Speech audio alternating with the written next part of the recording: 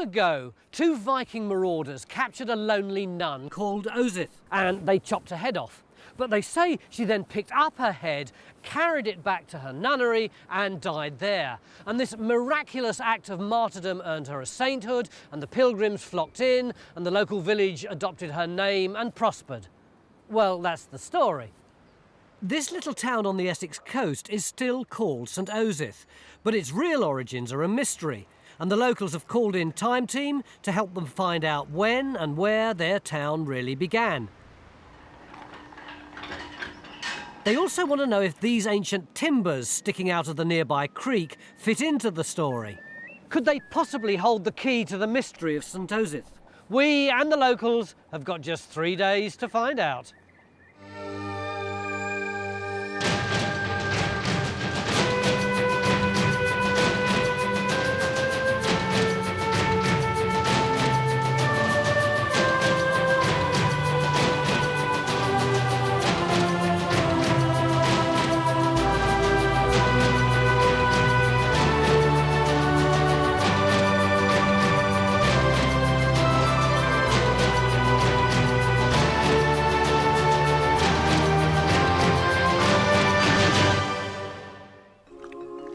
We begin our quest for the origins of this town on the waterfront.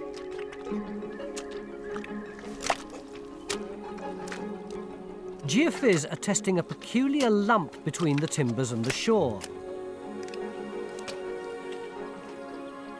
If there's a significant feature here, then these timbers might possibly be a missing link in St Osyth's evolution. But the mud isn't going to give up its secrets that easily. There's a rich trading history on this part of the Essex coast, and St Osyth, just 5 miles from the ancient city of Colchester, is proud to have been a small port since the Norman times. Today the town's set back from the scattered creeks and marshes and clustered around a huge 12th century priory. There's still a small harbour at the head of the creek, but at the time the priory was built, this waterfront might have looked very different. Alan, this is a heck of a place you've brought us to. Poor old Phil can't get within 10 yards of where he's supposed to be digging. It's going to take Richard another half hour to lay out the duck boards for us. When did you first notice that there was something here? It was about 10 years ago, sailing up and down the creek. And when the tide was barely in, these stakes kept appearing. And I couldn't tie them in with anything natural. And so, no, why were they there? Who put them there? So what did you think it was? Well, at that stage, I suppose it took a few weeks to sink in there's possibly a key. A key? A key that you tie boats to? That's right, yes. Mm-hmm. But all the boats are way over in that direction, aren't they? Yes, now. So does that rather undermine the theory? No, I don't think it does. I mean, it's on the outer bend of a river. They might put timbers in to stop erosion and be able to tie boats. Well, that's where the deeper water is.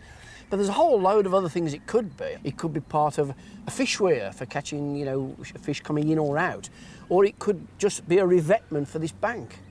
Phil, you found anything yet? Yeah, I got some pottery here, Tony.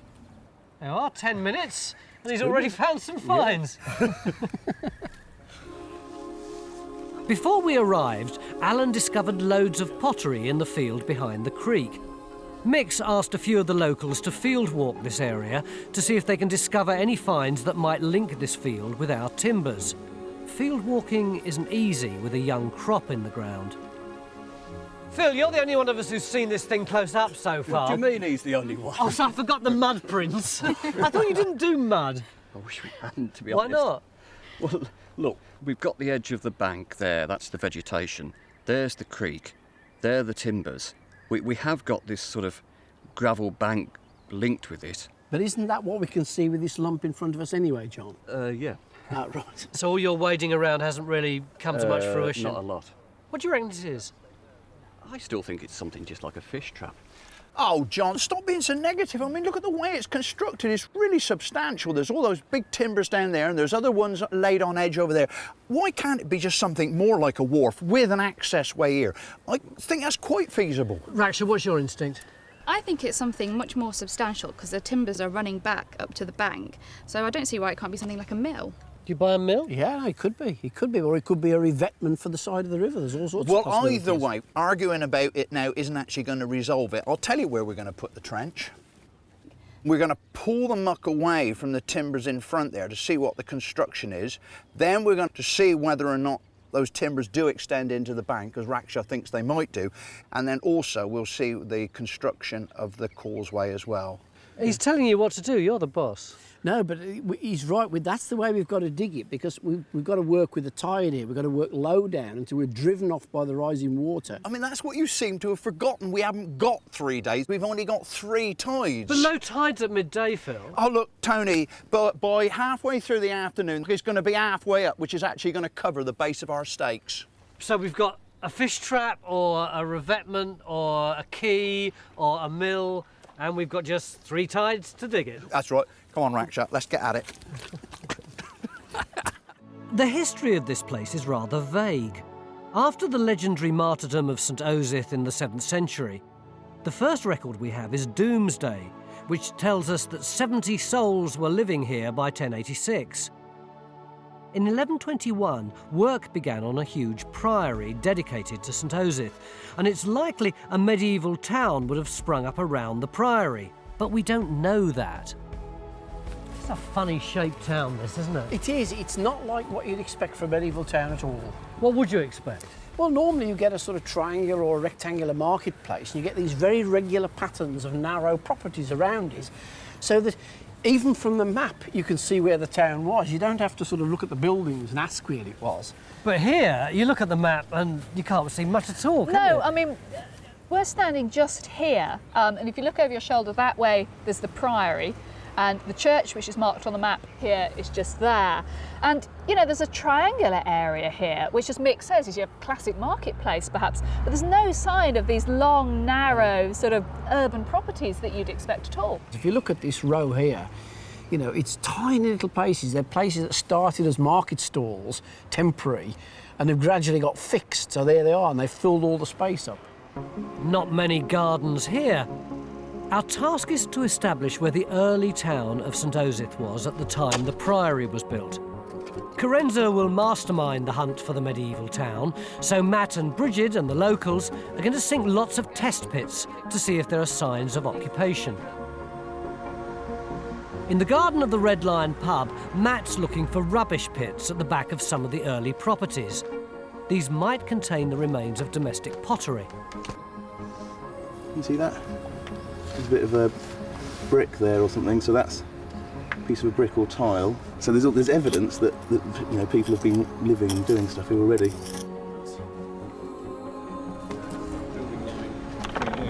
There are 2 test pits behind the butcher's house. This Victorian wall might have been the frontage for small market stalls. Buildings like each side of the alleyway. Come to here, there's a big gap. So there must have been something here once.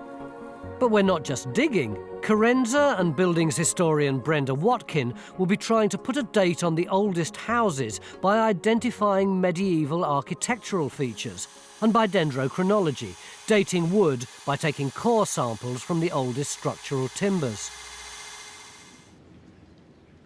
The rivers are the waterways of the time. They're the railways and the motorways. A town like this, the foreshore in front of it would have been covered in small vessels. More people would have boats and horses and carts, so you can see a lot of vessels would be here. Most vessels can just be pulled up on the foreshore. You don't actually need a major facility. So what do we mean when we say it would have been a quay? What you've got there is a very interesting, unusual structure which is actually projecting out into the river, or appears to be projecting out into the river. Now that is an anomaly. But not necessarily a quay? Not necessarily a quay as we know it, but clearly something unusual, something out of the ordinary on the riverbank. And because that is out of the ordinary, that's why we have to dig it. We don't understand it yet. In addition to our test pits, we're digging here at one of the earliest properties in St Osyth. It looks like a wealthy merchant's house, and we think there could have been craftsmen's workshops at the back. Okay. You can start troweling on this and see if you can see anything you think's man-made. You've got a little tray. This is ready. Stacks of finds, but nothing early enough to prove our town started here. So what dates the building then? Well, the building apparently dates from about the 1300s, the earliest bit, but that's from an architectural survey done before, so I think we ought to get our expert to have a look at it. Yeah, but it does mean we should find that sort of thing in the garden. We should doesn't it? do, and hopefully we'll be out beyond the edge of the medieval house and into the garden area where we might find rubbish from, you know, rubbish pits or boundaries or anything like that. So we're optimistic. Ah, that's a piece of stoneware. That's quite interesting. This is a kind of pottery that comes into Britain probably from the 16th century is the earliest stuff from Europe. So that could be an early date, but there's just not enough of it to be able to say. Yeah, that's nice. At the butcher's, Matt's off at a cracking pace. So it's quite a bit higher, isn't it, the ground surface here? So you must have had a lot to go through. Yeah, we have. The road is actually a bit higher on that side as well. The whole thing, I thought, sloped down. But it turns out that most of this here is actually, there's a huge amount of topsoil in here been brought in. However, about a metre down, the top of there, you can see we've got this quite crude wall structure. We've just managed to catch the edge of it there, so it's pretty luckily placed. And it's medieval. It's block built and there's flint in it. That looks very much like some of the other medieval walls. Among the plethora of finds... Pretty sure it's medieval. Oh, that's fantastic. I think that's our first bit of medieval. So there's some sort of later medieval settlement up here, but do finds like this tell us the town grew up around the new priory? The tide has turned in the creek. In a couple of hours, the timbers will be completely submerged. Phil's cleared the mud from the bottom of the timbers and has found tool marks where the stakes have been sharpened. At this stage, it's impossible to tell how old the wooden structure is or what it is. To the side of the timbers, there's a steep slipway. Phil's found a layer of gravel mixed up with river mud sitting on top of a curving outcrop of clay. This looks like the bottom of the creek bank. There's the gravel.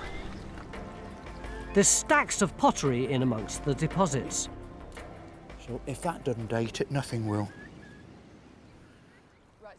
Right opposite the old marketplace, Brenda, our buildings expert, has been doing some detective work. This house looks classically Victorian on the outside, but inside... Oh, goodness. Wow, immediately you've got... Yes, immediately we've got a moulded bridging joist. And just up the stairs, there's the critical clue. So here we've got a joist cut out. Here is the soffit tenon, which has been cut off, but is still in place. And above it, the diminished haunch. Right, and what's that telling you? That's telling me that that's a joist joint that's coming in the early 1500s. A diminished haunch. We've got our first reliable date for this part of the town.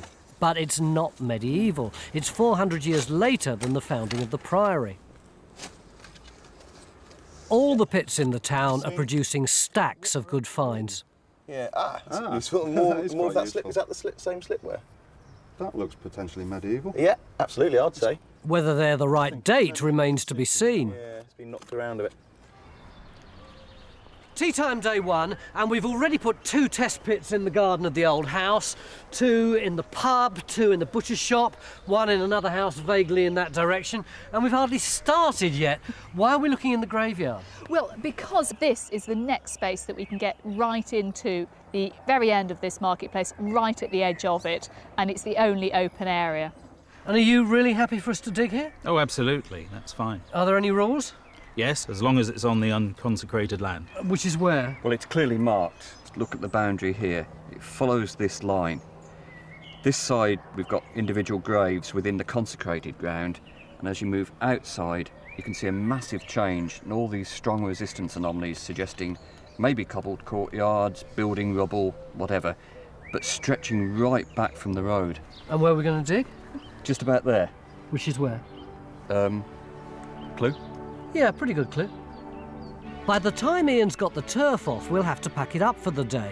We also hear the vicar's a bit of an archaeologist. He's dug here before. There was one over by that red brick wall, very ancient wall there, and one behind us here, and one directly behind you over there. And what did they find? They found evidence that supported what we thought was the case, that there was an old stable yard surrounded by buildings here in the past.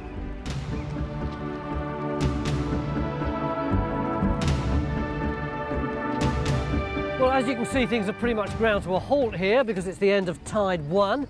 Even Phil's decided to come on out of the water. Yeah. Have you come up with anything? We've been absolutely inundated with results. It's been brilliant. I mean, we're stood along here now. All this is covered in water. But what you saw this morning was this L-shaped of timbers coming round there. And our causeway, which is all this muck in front of us, is actually along there. Well, what we've actually been able to find is that the causeway is supported by this revetment, which is wattle-lined. And then along here, we've actually got this artificial cut. Now, I reckon that is pointing towards a wharf. Do you reckon that knocks all the other theories on the head? I think it's unlikely we've got something as massive as a mill now because the timbers aren't that big. But this could still be, you know, part of a fish weir that's reused, something like that. I mean, we want to still resolve it tomorrow. We're going to explore and actually join up with the other side of it over here. And are all these finds from your trench? It is amazing. I mean, my wharf, as I like to call it, has produced all this magnificent amounts of pottery and bone, loads and loads of roof tile, and we've actually got some leather as well. And this isn't all we've got, is it? It's been a regular cornucopia up in the village. We've had all this stuff from the field walking, or that's come out of the test pits, or these bits have come out of the test pits. So what does it all mean? Well, our finds experts will tell us when they get here tomorrow. Beginning of day 2 in our search for early St Osyth.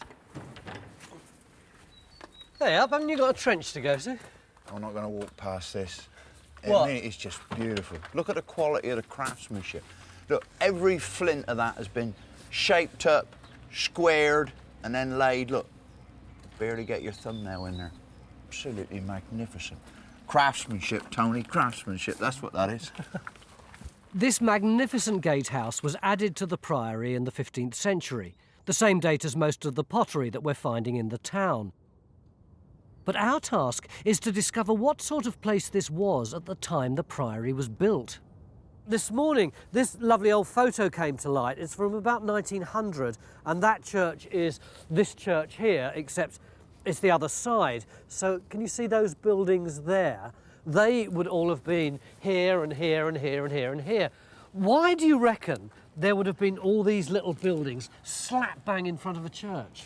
It's not unknown in medieval towns to have rows of little shops, little workshops, you know, with a stall out the front, plonked along the edge of churchyards like this. And it seems to be speculative development to make a bit of extra rent. The thing we really need to know is what date were those buildings first starting to encroach on the marketplace, and that's really starting to pull together the history of medieval St Osyth. How do we get the date?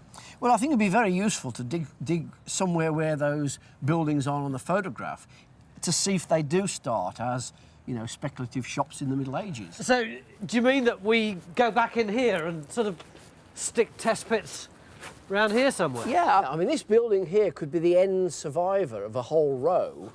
This big one. What about this? Yeah, and then that's here? the end of one that stood in here, just stuck on the end there. I mean, the brilliant thing is we've got an open area right in the middle of our marketplace that we can actually investigate. I reckon a cheap bottle of wine, it'll be 15th century. Well, I hope it's not, because she won't touch cheap wine. As the vicar predicted, we've found Victorian rubble, but we've still got to go 500 years further back. Down on the creek, the second tide is on the way out.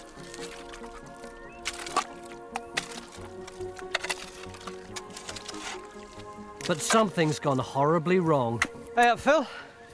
You don't look like your normal cheery self. Is it surprising? Look, I mean, this last night was my trench, wasn't it? Yeah. Look at it now.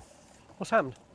Well, the tide came in, didn't it? Well, you must have expected that. You were the one who said to me this is about in, out, in, out, in, out over 3 days. Yeah, but we didn't actually expect it to come in this high. I mean, I was reliably informed this was going to be a neap tide, and apparently neap tides mean that they don't come in as high. But look, it's just inundated everything. It's a mess. So what are you going to do, Raksha?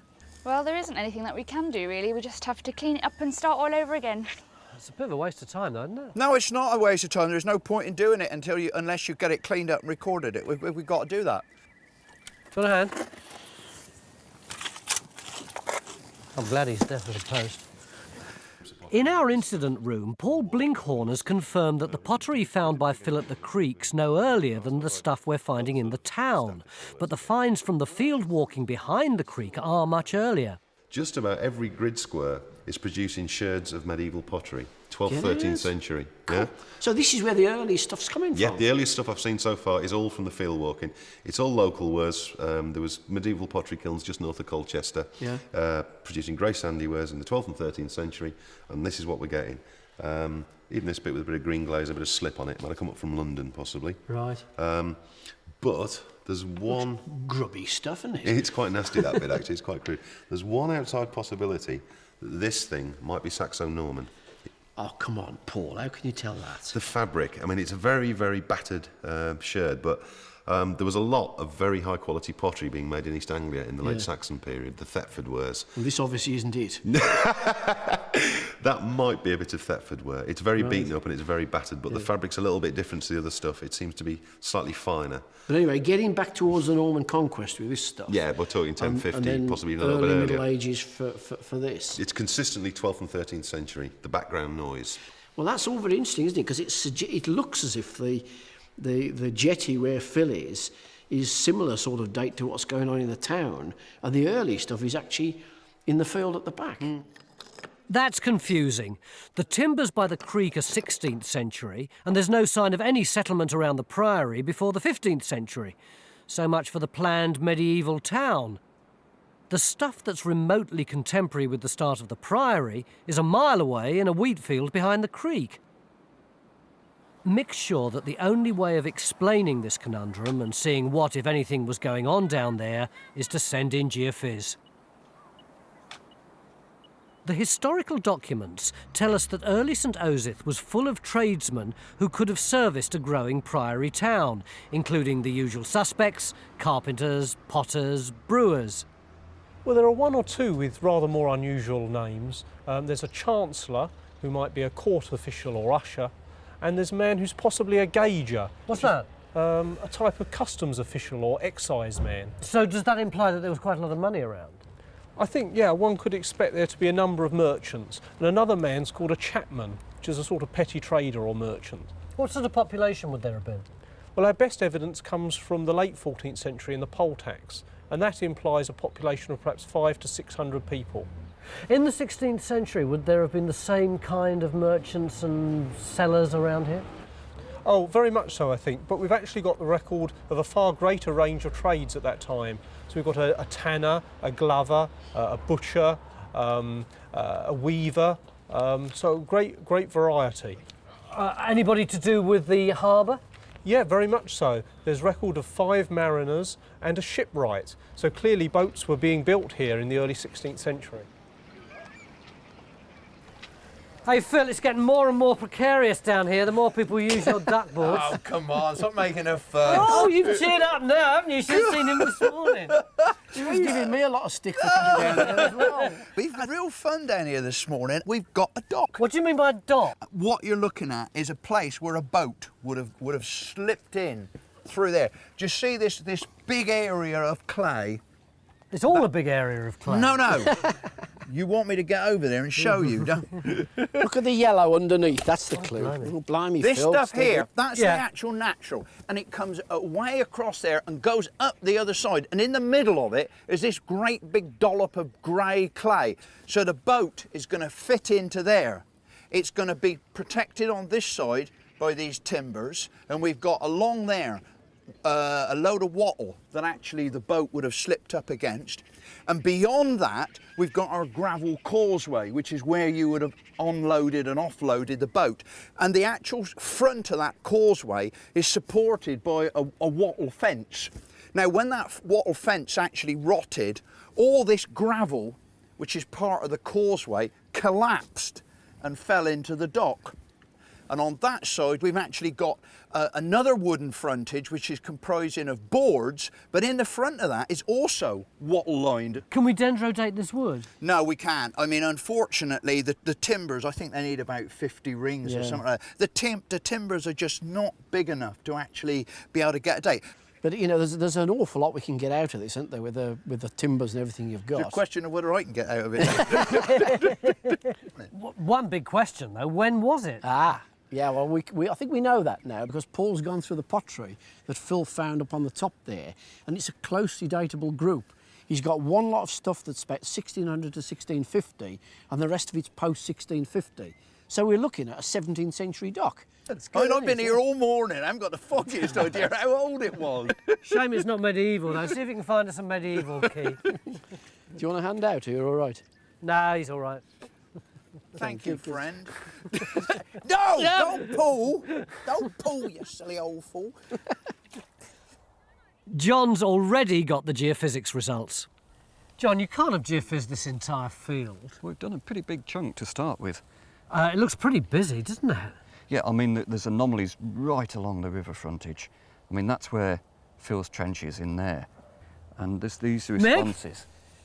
God, blimey. Is that geophysics? Oh, that's good, isn't it? It's How noisy. does that tie in with the field walking? Well, we've just got it plotted out, look. I think it's the same area as yours. It's the same grid. And there's medieval pottery in every square. Yeah. Phil, see that? Good Lord, not meaningful geophysics results for a change. All right. Looking at that, where do you think that we should now dig? Hey, no, just a minute. You chose where we dug on day one. You haven't given me a chance. Well, tough. We're going to put a trench in there, in amongst all that noise, and that's where we got quite a bit of pottery. Right. Where's that on the ground? Can you see that sort of 12-foot tall cane over there? Yeah. Well, that's where we've got the really nice anomalies, and that's where quite a bit of the pottery came from. Yeah. So that we're going to dig there, you're going to join us? Oh, no, you're going to dig there. But I'd actually... We must look at that first, Yeah, I think. yeah. But I think these could be industrial-type responses. So what are you thinking of something the back of the river that all Sort sorts of workshops, boatyards. I mean, it could be like a small house, couldn't it? Boat building, boat breaking, boat repairing, a whole load of activities. Fantastic if we found a lot of industry in here. Well, we've got more medieval pottery here than anywhere else. It's very difficult to explain the huge gap in time between the waterfront, where Phil's finds were 16th century, and the field behind. You feel like one of these sort of GM vandals. No, you need a black mask over your head. Ooh, what? Slag. Really? Isn't it? Oh dear. Ah. Flint. Stick to geophysics, John. I can't believe that. We know from the poll tax that people were living in St Osyth in the 14th century. Might be the remains of one of your windows there, Martin. Not that deep. But none of our test pits have produced any finds at all to prove the town was here. I think that's a bit of pottery, Mark. You're getting earlier. There's quite a lot of the 15th century stuff. Oh, right. But you've got this. I mean, as far as I'm concerned, this is a find of the day. It's the first thing we found that's earlier than the 15th century in the town itself. Oh, brilliant. I mean, I presume, looking at your trench, you're still in topsoil, are you? We're just coming off the topsoil down onto another layer with cobbles in it, but it's not making a lot of sense yet. But it's definitely archaeology. Well, I mean, looking at the finds you're getting coming up, looks likely to be 15th century. Everything else I've seen today in the town has been. But this bit, I mean, shows at least that there are Saxons around here somewhere.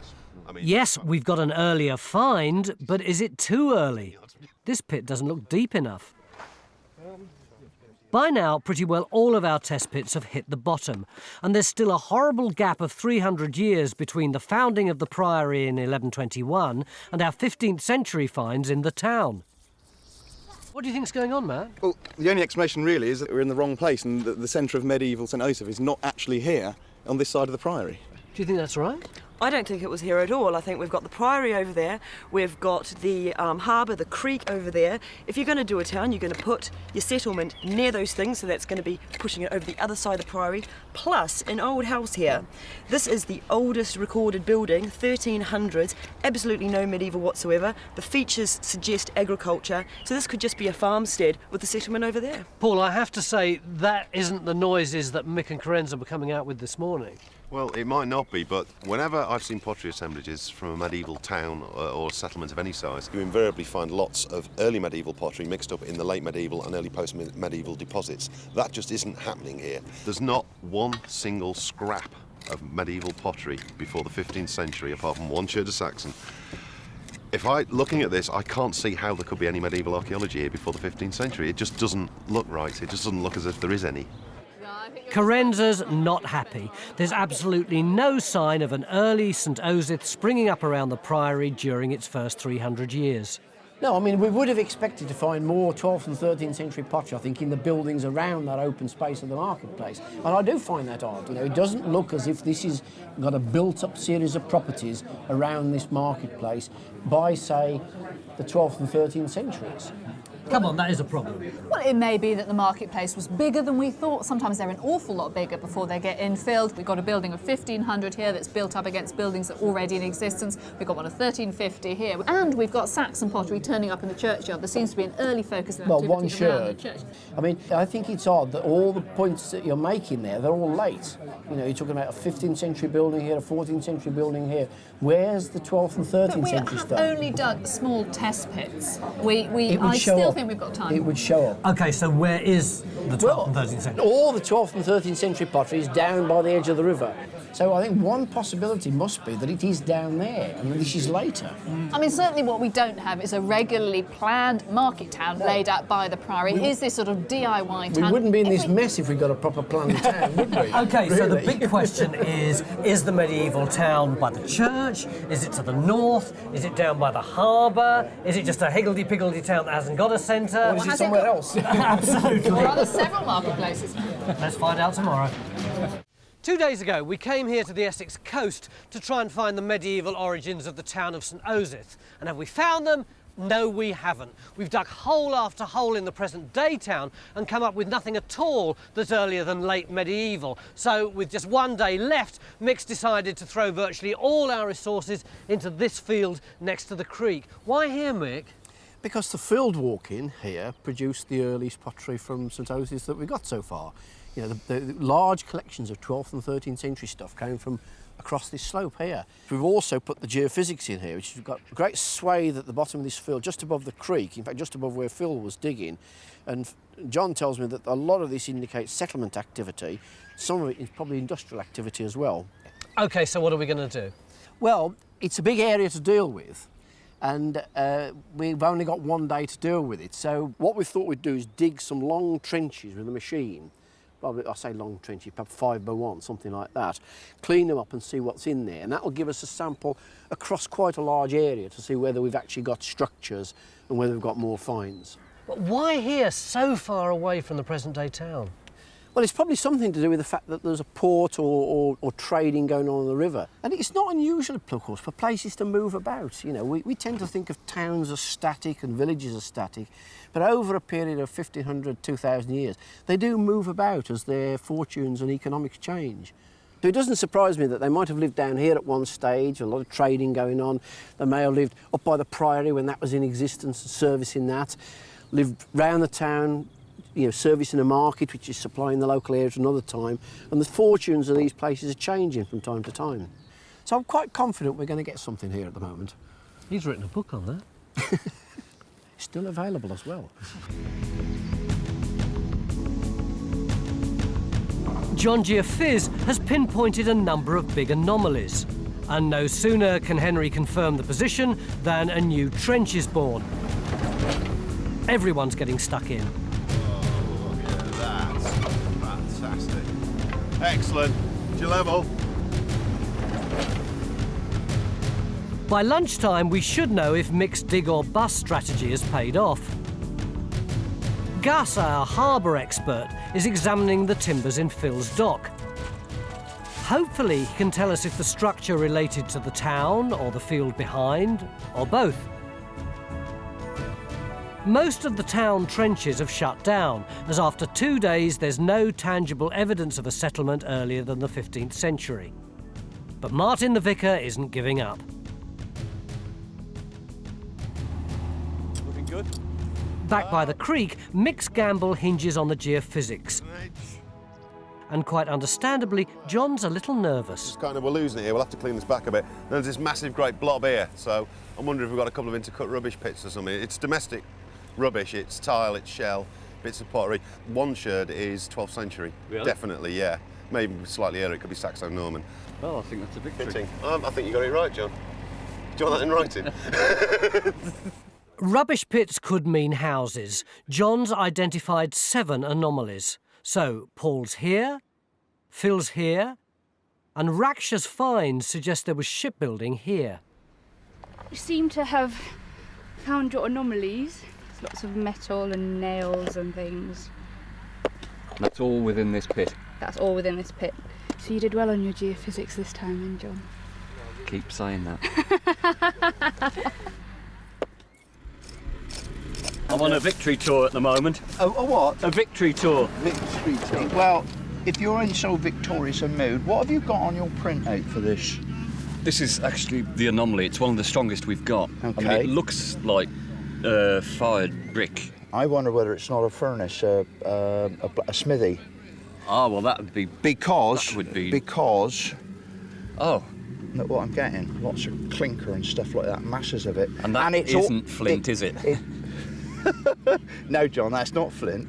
But it's all coming in here. Just as we predicted. Come on. In the river, we thought we'd got a 17th century dock. But Gus has got other ideas. These piles are not straight. They're all twisted at various angles. That one over there is seriously twisted. These ones here, if I may just wade into the water, this one here I've actually got the bottom of. You can see it's got this nice chamfer on the bottom there, which means these piles were driven in at about that height. So only that metre or so was actually standing proud of whatever river level was there then. We've lost all the front half, and you can see that over there. You can see where that broken plank is. You can see very clearly that we've lost the front half of the structure. So Alan is actually standing on the front of the structure. He is the riverfront. This is the middle of the riverfront. We're in the middle of a waterfront feature. What about dating? Well, the dating seems to have come, all that pottery you're talking about seems to have come from the bottom of these erosion levels. Okay, so that pottery dates the erosion of the feature, the demise of this structure, the collapse of the front, not its construction. So we know when it ended and we know how it ended, but what we don't know is when it was built and what it really looked like and what it was for. Gus, basically you're telling me that yesterday evening we had a nice little story, a beginning and a middle and an end about what this wood was, and now you're kicking the whole thing wide open again. That's right. Thanks, mate. No problems. But at least this enigmatic structure could be a lot older and could tie up with the story of St. Osyth. Carenza has finally accepted that there is no earlier town up here, but she's trying to find out what it was like in the 15th century when the priory was powerful and the town was probably booming. Yesterday, Brenda found a place that didn't look significant at first, but its location is crucial on the corner of the old marketplace. Brenda's sure that it was a public building as both floors were originally open plan, but she needed confirmation of its age. Martin, have you managed to get a dendro date off this medieval public building we've discovered? Yes, I have. We've been quite lucky. Oh, brilliant. We've got a lot of sapwood, and adding in the sapwood that might be missing because we've got no bark takes us 1494 to 1500. Brenda, that's pretty much exactly what you said. Yes, it's very, very close to what I said. I would have liked it a little bit later, but... Well, the trees tell the truth. It's a classic site for a guildhall, Chris.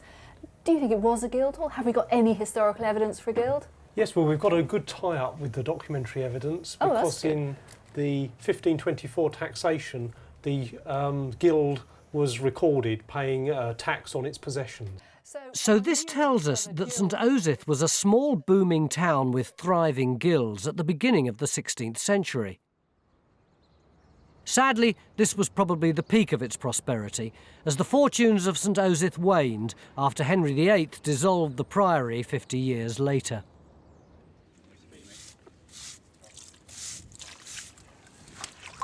So have we got any tool marks on these timbers, Gus? Yes, yes, we have, Mick. You can just see the striations at the bottom of the axe cuts when the light's right. Oh yeah, if I get get down, I can see there. Yeah. So what do they tell us? Well, there's definitely an iron-bladed axe. It's not Bronze Age. Oh, that's good. I'm relieved to hear that. And it's not Stone Age. Right. So it is in the era of before mechanical tools. But we've had quite a major trauma. What sort of thing are you thinking of? Well, what I mean by that is this is a well-built structure which kept the riverfront robustly safe with most high tides, but there has been an exceptional storm surge which has simply wiped out the entire front of this structure. Right, in which case you'll find this interesting. This is Samuel Pepys writing in his diary, 7th of December 1663. So it's right for what you're telling me about the period. It says, "At Whitehall I hear and find that there was last night the greatest tide that was ever seen in England to have been in this river, all Whitehall having been drowned." I mean, that does sound like a big event just down the coast, doesn't it? Well, given that the pottery that was in that erosion scour was mid to late, was that 1650 to 1700? It's 1663, between 1650 and 1700. Yeah.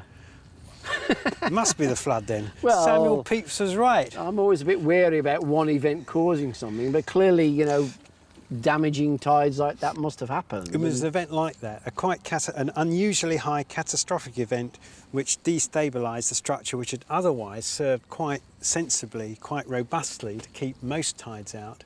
But that was just one tide too many. Yeah, amazing, amazing. With just 2 hours to go, the vicar's persistence has finally paid off. 1.5 meters below the surface, he's produced the most important finds in the town. I can finally say you've got back before the 15th century in the medieval period. Only just, but you're back there before it. Right, so what have we got that's significant? Well, we've got these 3 fairly small sherds, but they're enough to keep me happy. Basically, we've got this, which is a sherd of late London ware, probably 14th century. We've got this, which is a sherd of early German stoneware, probably about 1350. And this, which is Dutch medieval pottery. The generic term for it is Aardenburg ware, but again, 14th century. This is exactly the sort of thing I'd expect to see in a medieval port town. You go over to Holland, or you're coming over from Holland, you fill the hold of your boat with expensive goods for trade, you have a spare corner, you stick something in like a basket of pots or whatever. It's not a big profit, but it's better than just wasting space. Wasted space was wasted money as far as the merchants are concerned, so this is exactly what I'd expect to see. Yes, I'm happy now. These are terrific finds, and Paul's convinced that the wealthy end of town was up by the priory. But there's still no proof that an earlier settlement began to develop up here at the time the priory was built. Down at the workman's end of town, Phil has confirmed there was industry alongside the creek, but it's much later. What you've actually got is a flue. That's this dark stuff, and it actually comes right the way through here. Now, it's got a wall on that side and a wall on that side. And as the flue comes through, when it gets to here, it widens out on that side and on that side into a major chamber. That's what I'm actually standing in. Now, when we actually found it, I thought, oh, it's going to be a furnace or something like that, maybe even a smithy. But now I've actually got in it, I realise it's far more substantial than ever I imagined. And I think it must be a kiln or something like that. What I don't know is how old it is. How are you on bricks? Well, this is a handmade brick, not a machine-made one. It's slightly smaller in dimensions than your average modern brick. That's what I thought, yeah. And it hasn't got those the characteristic indentations. The frog? The frogs in the top, which you use for putting the mortar in. So that this is potentially a Tudor or early Stuart brick, 16th century, early 17th at tops. Could it be contemporary with our wharf out there? Broadly, it is contemporary with it, yeah, I would guess. It would be a very convenient place to actually offload a barge or something like that, bringing in raw materials or maybe taking away finished products. Well, I couldn't help noticing that in your tray here, you actually have a bit of nail with a washer. That's the rove. This is the diamond-shaped rove that you use to clench 2 planks of a barge or boat together. So you couldn't sail very far on that, but provided you got the wood to go with it, that would make a nice little barge. Well, that rove end came from a trench just over there. So, I mean, it looks like we do have boat building on the site as well. Or boat destruction, yes. This is a used boat rivet. Right. So, which means that they've had a barge and broken it up. And that presumably is undateable? Virtually, yes, but except the fact that the clinker building using these rows, things like the Mary Rose don't use these. The Mary Rose sunk in 1545. They went on to Carville building there, so this could be earlier than the 16th century, but some ships and barges still used rows like this through to about the 17th century or so. This morning, Mick was confident we'd find workshops and industry along the edge of this creek, And we have, roughly 16th century from the Tudor period. But the 12th and 13th century settlement of St Osyth is still as elusive as ever. In the first trench we opened yesterday afternoon, we found a cluster of mysterious rubbish pits. And now the trench is finished, Mick's delighted. We've got evidence of buildings in here. Can you see the sort of light-coloured patch across that area there? Can I get in? Yeah, yeah. When you say light-coloured patch, you mean this? What's that? That's mortar. So there's been a wall or a wattle and daub structure there. Yeah. There's a cobbled surface outside it. Look where the smaller stones are. This kind of pea-gritty thing. That's right. That's not natural. And then behind you, we've got a post hole in the bottom of a trench that's going away from it that's full of oyster shells. Yeah. Oysters, of course, important part of the diet then, not quite the luxury we think of today. So does that mean we've got a building? Yeah, we've got a building here. Or an oyster bar?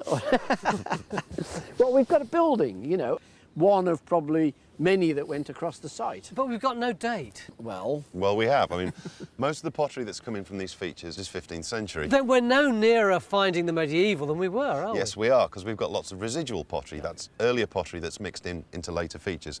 And we've got everything from the 11th century through to the 15th century. We've got the full range of medieval pottery. Not only that, we've got imported stuff. We've got things like this. That's part of a 13th century French jug. This is exactly the sort of thing we'd expect to see in an East Coast medieval port. But you see, he's got this silly grin on his face. I hadn't told you the best yet. Go on. We've got a major bonus, which is this. Why is this a bonus? It's a piece of a Middle Saxon German wine jar. Is that common? It's very rare. The only sort of places you find these are in Middle Saxon ports, again, mainly on the east coast of England. So are we saying that in the 800s or 900s, someone in Germany was importing wine or beer or whatever right to here? Yeah, it was important enough for a German merchant to come up the creek, bringing this sort of thing with them. So given the evidence that we've got, and it's not comprehensive, is it? Are you prepared to say that we've got a Saxon settlement? Oh, I think so, yeah. We've got a complete range of the pottery. We've got structures which almost certainly go on in each direction. That's enough to show us we've got a settlement of that early medieval period. So our elusive St Osyth settlement is elusive no more. The earliest occupation started down by the river, and this would have been a busy port in Saxon times. We're sure that the mysterious timbers that Alan Williams brought us here to see were part of a dock or slipway used to load and unload cargo. But the terrible flood of 1663 would have devastated the waterfront at St Osyth and wiped out many small businesses. The shipwrights, sailmakers and blacksmiths would also have lost their houses, and the old port of St Osyth would have changed forever. Ours is the story of two towns, the rich and the poor, the haves and the have-nots.